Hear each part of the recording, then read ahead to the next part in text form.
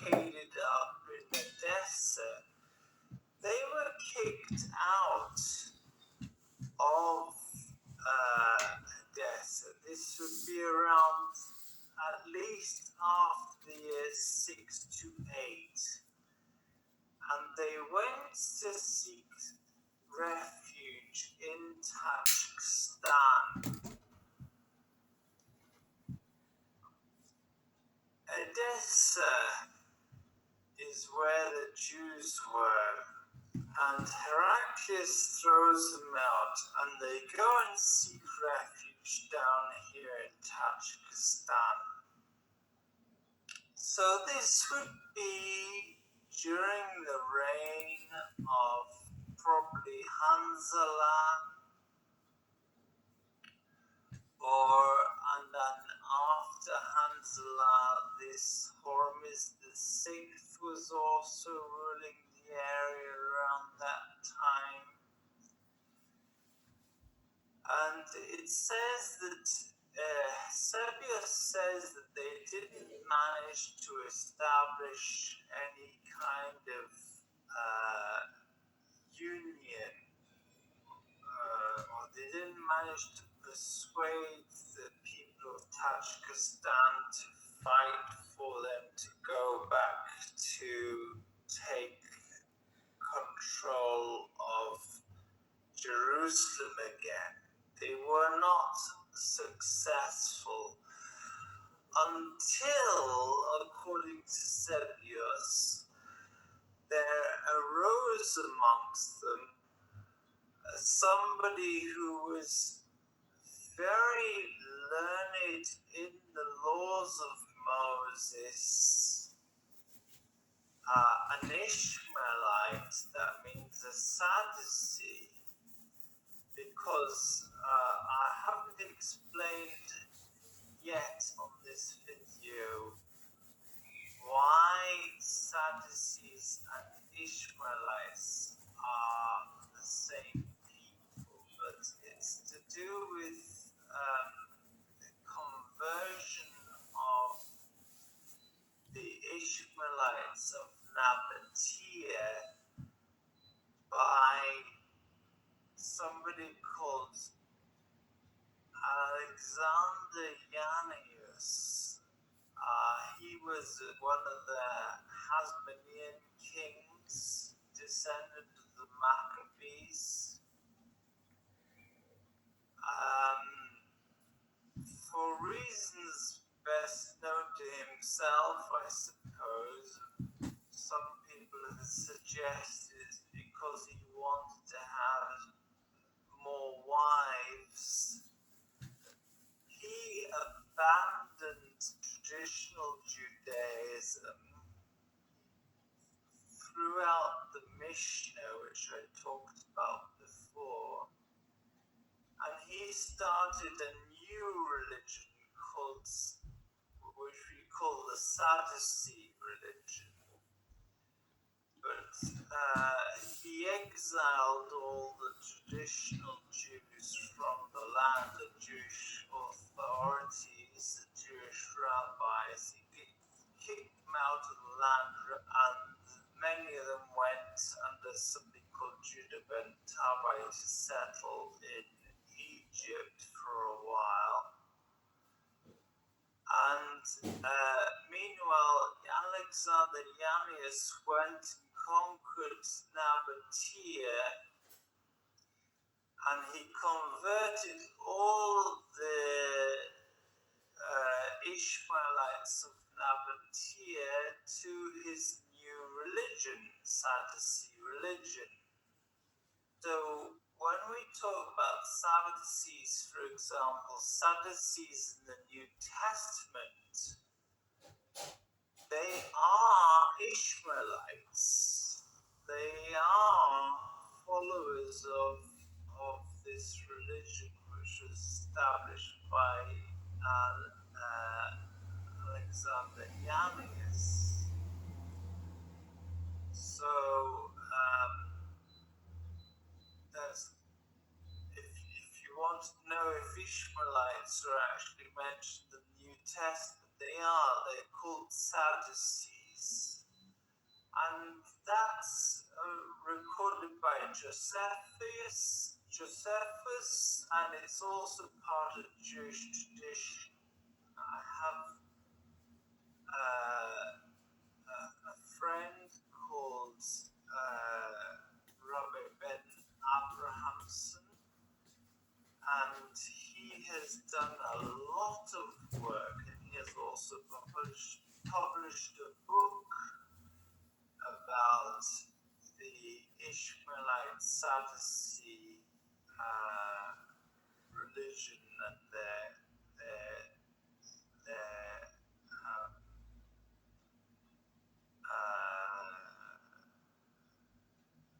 connection to the origins of Islam. I don't agree with everything that he says, but what I do agree with is everything that he says which is from the Jewish tradition, because we don't disagree on those Jewish matters, we just disagree on other matters of interpretation which are not related to Judaism. Nevertheless, so when we say Sadducees, we mean Ishmaelites. When we say Ishmaelites, we mean Sadducees. So I don't make a distinction in my mind when I'm speaking. If I say Ishmaelite, I mean Sadducee. If I say Sadducee, I mean Ishmaelite. I don't make a distinction in my mind because that's how my Jewish education, I should say, is affecting me.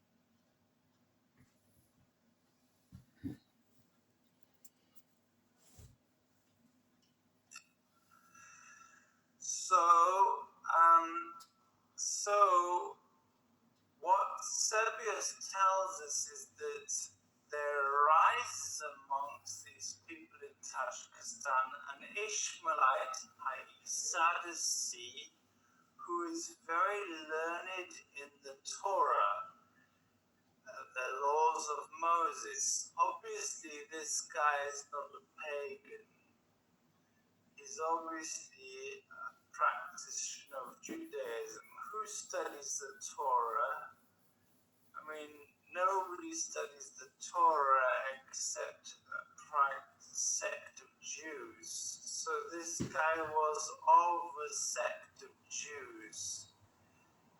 And he raises, it says, Sebius says he rose to prominence, and he managed to establish this union between these Jews who were evicted from Edessa and the Ishmaelites in Tajikistan.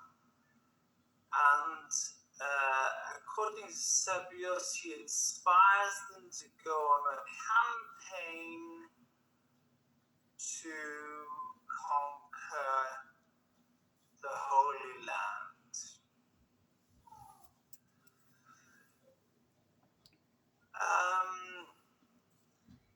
There is something interesting, and I just always find it interesting from the Abbasid narrative, from the Abbasid stories. They say that there was around the year 633 that somebody called Khalid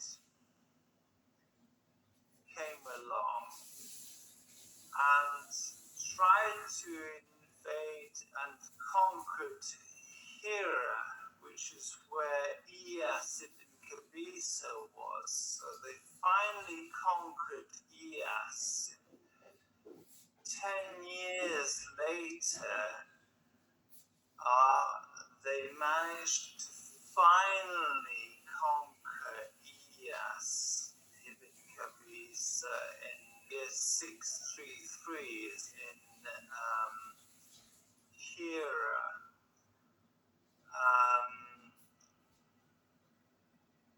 But it seems very shortly after that the Persians rose up and had a kind of a resurgence in Hira, and they kicked Khalid out of Hira. And then he went off to the west to conquer the Holy Land.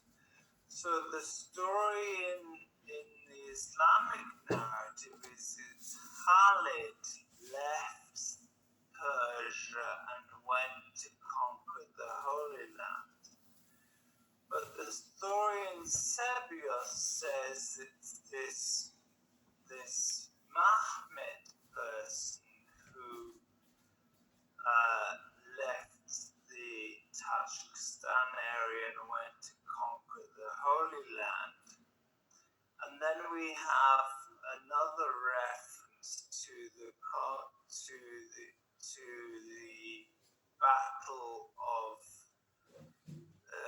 battle just outside of Gaza, where Thomas the Presbyter refers to the Tayaya of Mahmed fighting outside Gaza. So the Tayaya, remember when? Let me just stop you here, Joe. Yes. Joe, Yes. in both those references, Sabaeus and Thomas the Presbyter, who do refer to Mahmed, am I hearing you correct that you are saying this is Ilyas to Kavisa? No, not at all. No, that's not what I'm saying. You were talking about Ilyas, so I'm confused now. Who is it that you're referring to here then? I'm talking about the person just called Mahmed in Sebios and Mahmed in Thomas the Presbyter's sources, who seems to match the campaign of Khalid in he absolutely matches the campaign of Khalid in the standard Islamic narrative. But the interesting thing is that Sebios gives him another name.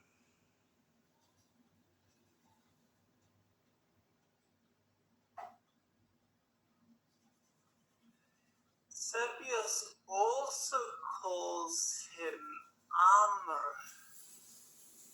A-M-R-H.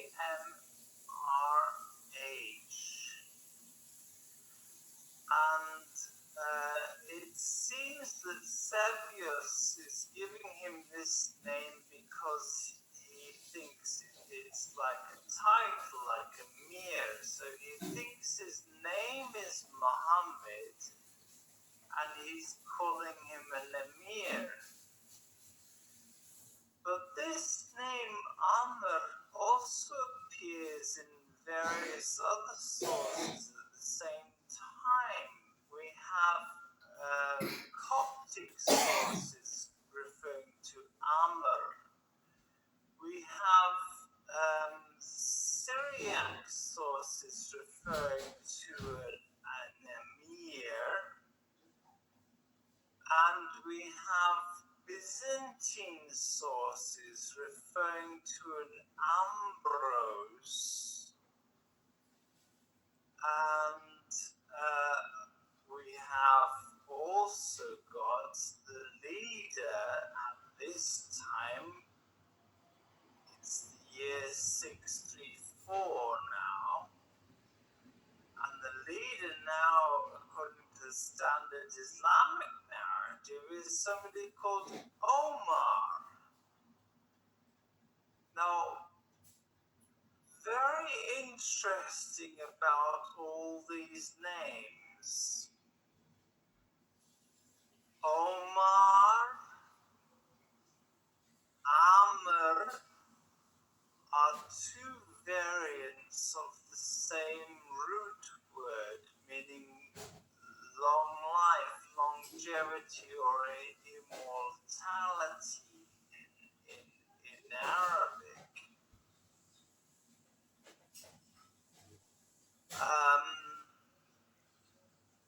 The name Ambrose, which is the name given to the same conqueror by the Byzantines when he's in a story called the martyrdom of 60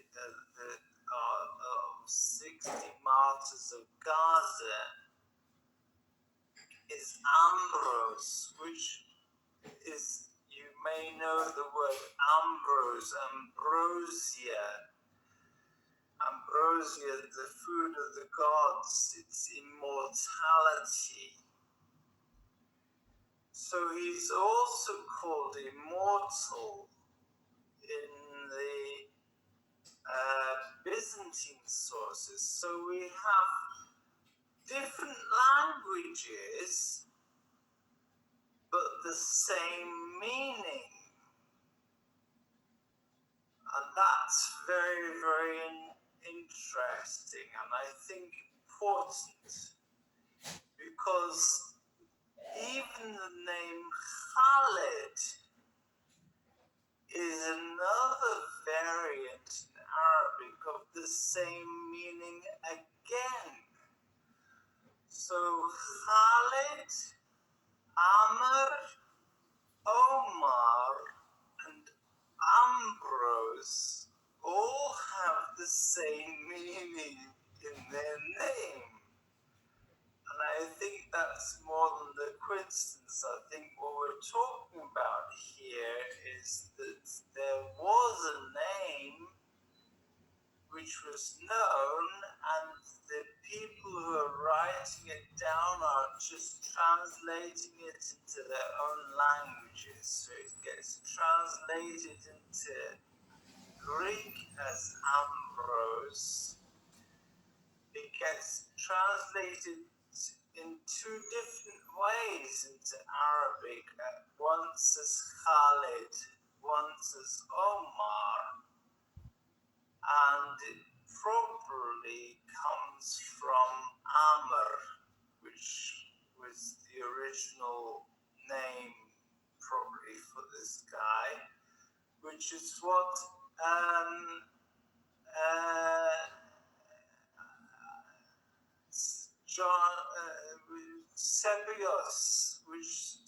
Sebios gives him this name too. Now, a lot of people think that when Sebios is talking about Mahmed and Amr, that he's talking about two different leaders. But if you read Sebios very carefully, there is no indication of a change in leadership from the time when he's talking about Mahmed until the time he's talking about Amr. He's talking about the same leader all the way. He doesn't mention a new leader. And whenever there is a new leader, Sebios mentions it. But Sebios doesn't distinguish Mahmed from Amr. He is the same, it's like the same leader is doing the same campaign. He doesn't say that Muhammad died or anything like that. So what we have is several sources referring to a leader of the Arabs or the Ishmaelites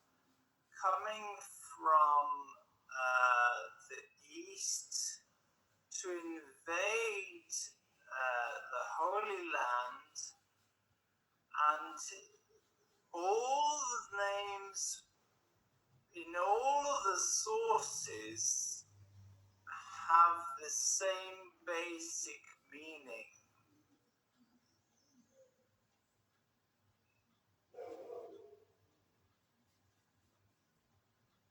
All of these sources, by the way, if you're interested in a book called Islam as Others Saw It by Robert Hoyland, so you should get that. The connection, by the way, between Omar and Amr was given by Tom Holland. It's not my idea, it's Tom Holland's idea. He was the one who came up with that suggestion. What book are you referring to there? That's the one. Actually, there's just a conversation on Twitter with Tom Holland.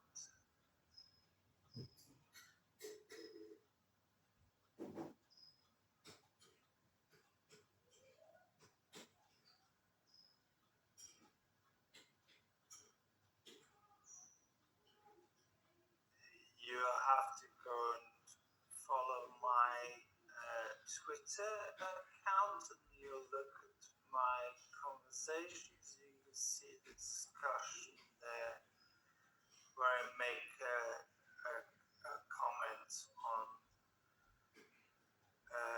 on that with Tom Holland's suggestion there. So that's just a live discussion on Twitter. Here's Hoyland's book that came out in 1997. It's really packed with material, much of the material that Joe's talking about, that Mel has talked about earlier, you can get from that book. It's a kind of a treasure trove. It's a treasure trove. Yeah.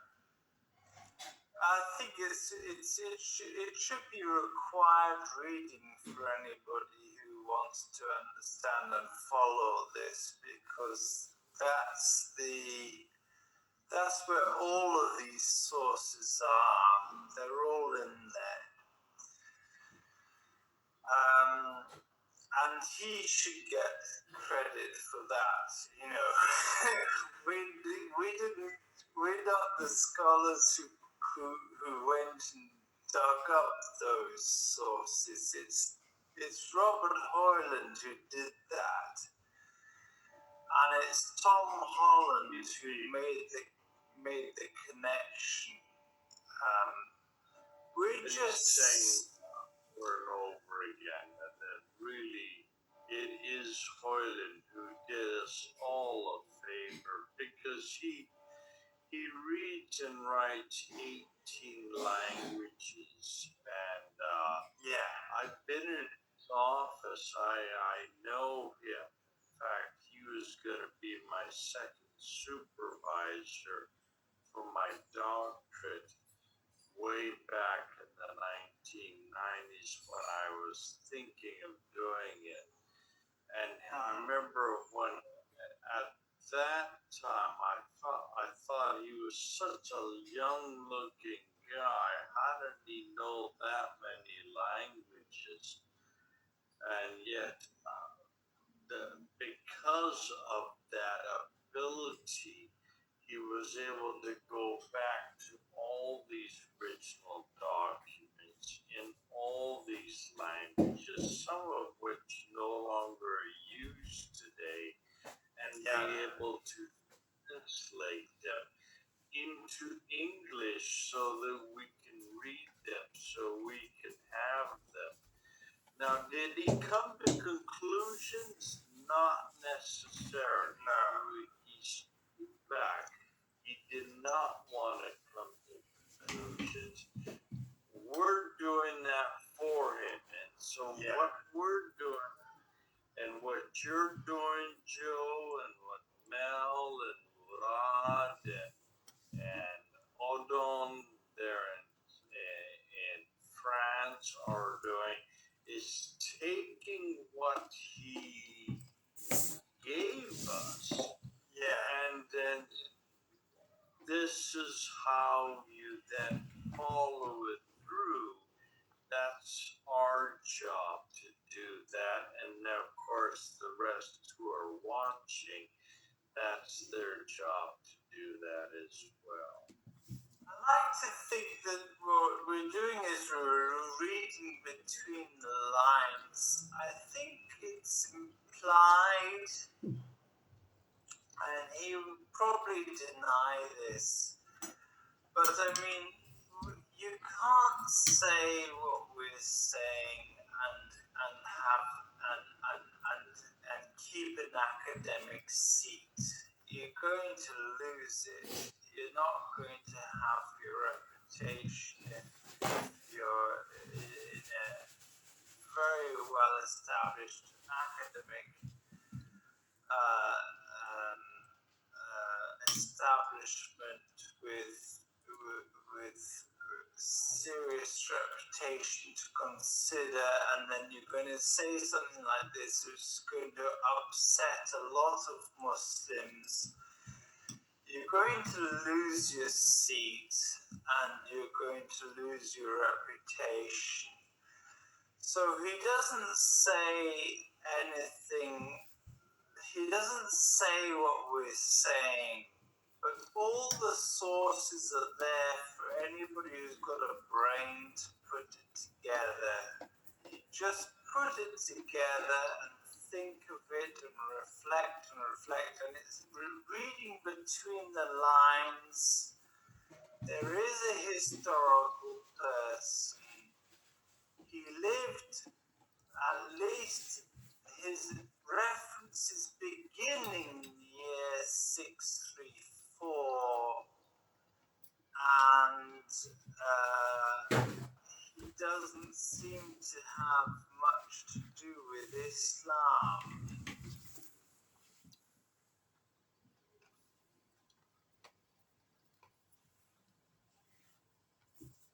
So all of these sources are basically talking about a leader of the Ishmaelites who comes from this area and comes to invade this area,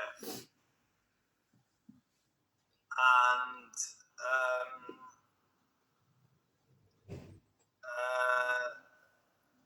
the names all have the same meaning. So, what happens? According to the first source we have is this Thomas the Presbyter, who talks about this invasion of this battle happening just outside of Gaza. And I should probably have a bigger map, but Gaza is basically down here. So just outside of Gaza, there's around here, south of Jerusalem, there's this invasion going on, mentioned by Thomas the Presbyter in year 634, which corresponds with Sepios saying, so Thomas the Presbyter and Sepios both agree that there was some kind of invasion from Tajikistan, the Tayaya, from Tajikistan to this area around the year 634. And they both say that Mahmud was the leader at that time. Then we have the Byzantine source of what happened when they got into Gaza, the martyrdom of 60 Gazas. Now, I'm saying he's Jewish background.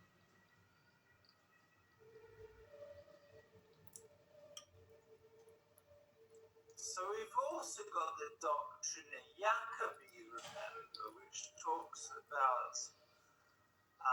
this. It's a book which is written for Jews, allegedly by Jews.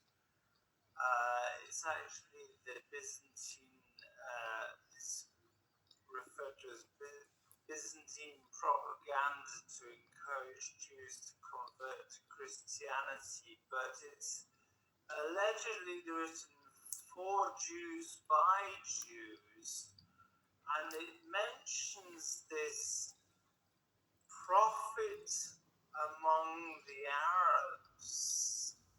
Okay, sorry, prophet among the Saracens.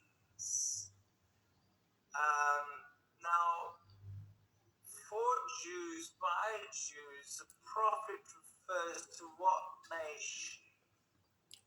Only the Jewish nation. It doesn't refer to a non-Jewish nation. There is no concept